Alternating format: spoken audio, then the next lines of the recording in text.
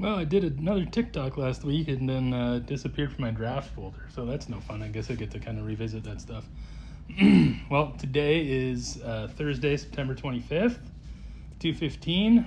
It's my second infusion of Full Fury with Vectibix. Definitely rocking the rash. Get a load of that.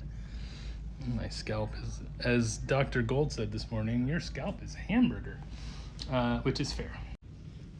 Another thing that Gold said this morning, which was interesting, and a little off-putting because, big bouts of optimism from the oncologist, when we don't really know what's what until the next scan, are a little, I guess, off-putting for me. I prefer to sort of plan for the worst and hope for the best. Anyway, Gold said this morning when we were talking, he said, that I was a superstar last time, and the fact that my rash is kind of similar than before is hopeful, that it means maybe this stuff's working, and that if we have another result this time like we did last time, and I'm all clear in 8 weeks. Game owners visit. Anyway, Gold said, if you come out of this after this round of treatment and you're NED again, then I want you to stop planning on dying. He said, if you get through this and you're all clear, you're going to live for years. So I want you to plan on living for years after this round of treatment is up, which is terrifying.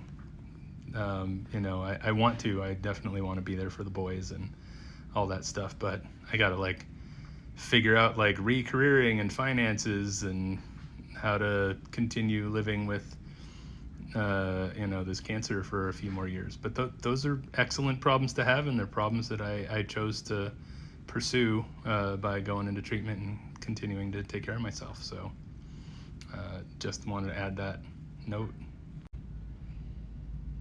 Getting that second infusion. There's the machine of doom that makes the horrible noises all the time. But this time I got my own suite, enjoying having my own room so I can make loud noises with the guitar. I might post a couple videos of that later and do a Swedish Cancer Institute infusion center sessions kind of thing.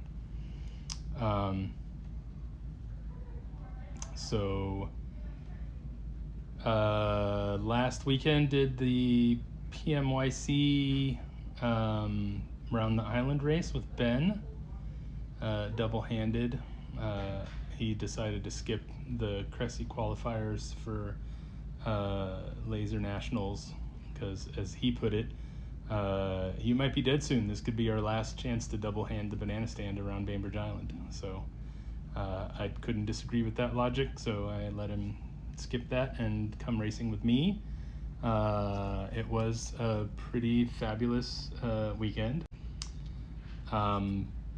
As we were getting ready to do the race, one of my favorite people, Krista Bassett-Ross, who owns a really nice Beneteau 10R, which is a 10-meter racing boat. It's twice as fast as the Banana and much more comfy on deck and inside. Asked me if Anik and Sam were coming with us on the race. I told her that no, they're not coming because Ben and I want to double-hand it. It's kind of a big deal for Ben to do double-handed races with me, and it is for me too. So then Krista said, well, can I have Anik? Because Anik has become a good trimmer in her own right, and she's a fabulous person to have around. So that's what we did. Sammy and Anik went on the big fancy boat with Krista, and Ben and I went on the Banana.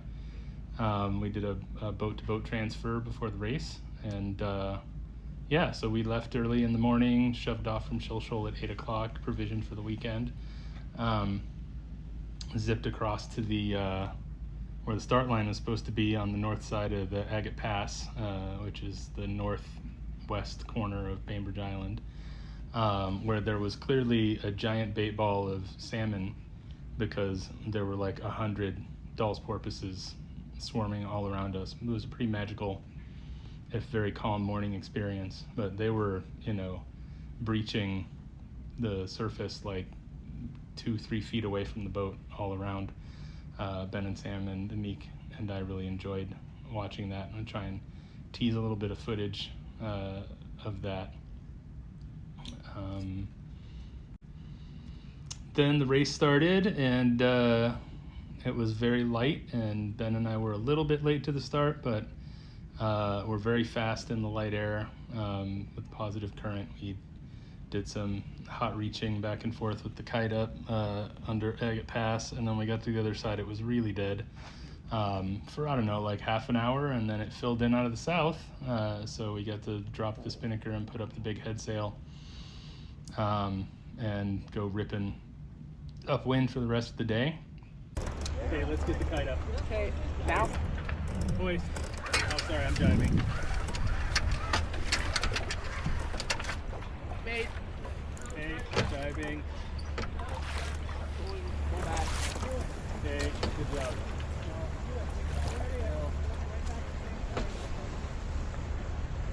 Now I'm going to be fucked on all these starboard tackles. We can jive. Yep. You want me to stay up here? Jive? Yeah, jive it now. Okay, diving. That's our start. Yep.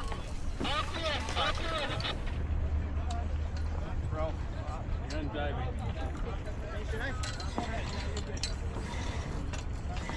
Out of push now. Cool. Coming into a bit of a swirly here with jive on it. Okay. Yeah. It's not 18 feet, so I'm not worried about that. And we are well lower than the bridge.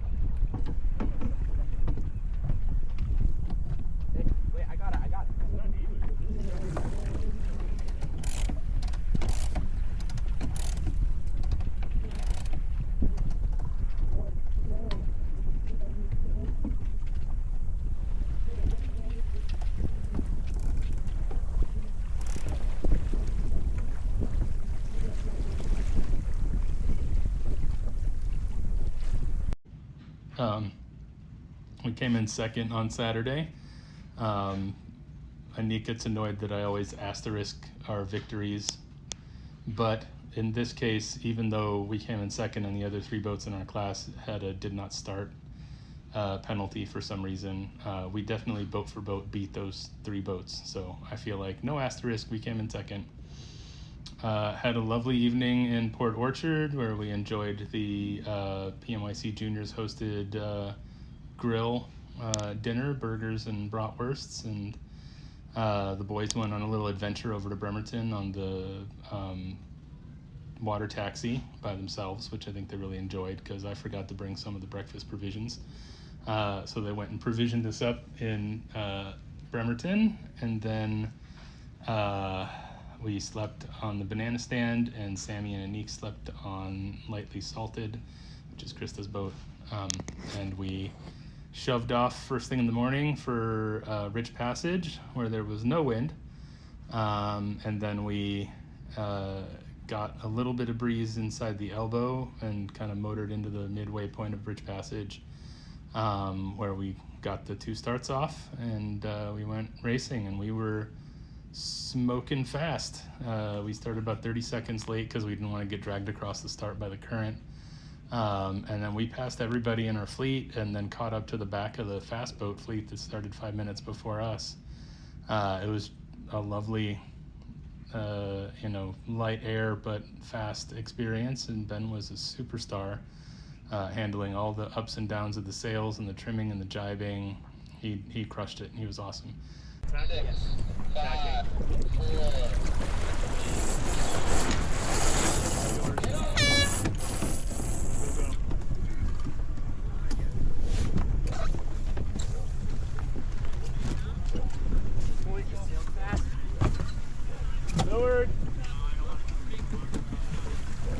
me the windshield. Look underneath. Look underneath us right now. We're good. Here, Ryan.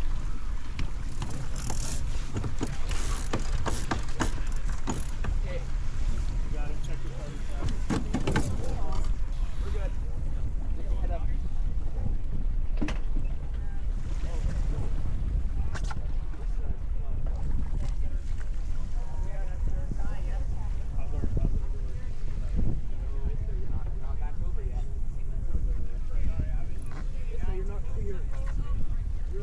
They didn't call clear. Yeah, you're not clear as such. I know. How's our It's you're not clear. Why oh, maybe we gave up. head up. Point higher. We don't want to get through the dirt. Okay. Go both sides. Actually, both sides fine. Tight. Oh yeah. I thought you were saying a bit. No, you go. And he was constantly on my ass about paying attention and driving better, and he was right when he was, so that was great. We ended up not beating the one boat that beat us on Saturday. They made a different decision than we did that I didn't agree with, but it paid for them, and the decision we made didn't pay for us. And we really only lost by about 7 minutes corrected, so not too bad. We came in 11th overall, just on the whole fleet. That's kind of how they scored the whole thing across the 2 days. So out of 21 boats, we came in 11th, and the previous 10 boats were pretty good sailors. So, no shame there. My skin did not enjoy being in the sun all day Saturday. I wore sunscreen, but I was too preoccupied to reapply. So when we got to Port Orchard, I was in pretty rough shape skin-wise. I looked like the Emperor from the Netflix Korean zombie series Kingdom. It looked exactly like him, especially after I rubbed heavy white zinc sunscreen all over my red blistery face. But it was fine. I was able to manage the discomfort. This Vectibix rash, I'm still, I guess, level 1, having talked to Gold this morning. And despite my hamburger scalp, though he seemed to start thinking we might start talking about 2 if my scalp is any worse.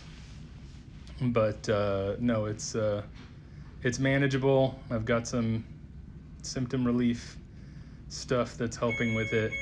And of course, the pump goes off while I'm recording. It's magical.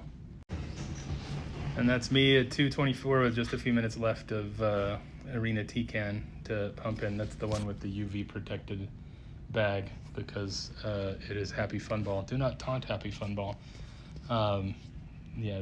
The nurses put on full-on Back to the Future Michael J. Fox hazmat gear to handle that bag before they pump it into my heart directly, which is very reassuring.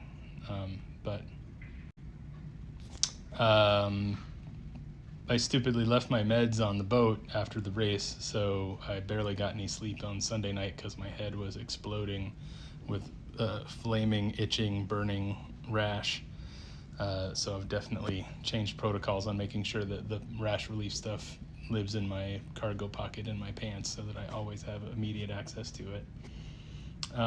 So anyway, I'm handling the side effects just fine. I'm trying to stay ahead of my exercise so that my back doesn't spasm, because I still want to do all the regattas we've got left on the year. I'm going to try and stick myself in every opportunity that I get, and Ben's on board and wanting to do as much of that as possible. I think I'll talk a little more about sort of these side effects and like dealing with them, and go over my initial journey again. I want to get back on that thread. I wasn't doing it because I kind of wanted to intermingle some pictures from back then. And now that I'm doing it again, I don't really need those old pictures because I got brand new rashy pictures of me right now. So yeah, it's I'm now well equipped to do sort of live, hey, this is what it was like before, and it's like that now too. In closing, birthday not my favorite. It's not a thing I celebrate. I really appreciate that Anik has been open to not celebrating me this year. I can tell that it's kind of hard on her because she's a very caring and affectionate person who wants to celebrate me all the time. But I really appreciated all the warm birthday wishes that folks have sent my way. And I always look forward to hearing from you folks, and reach out to me anytime.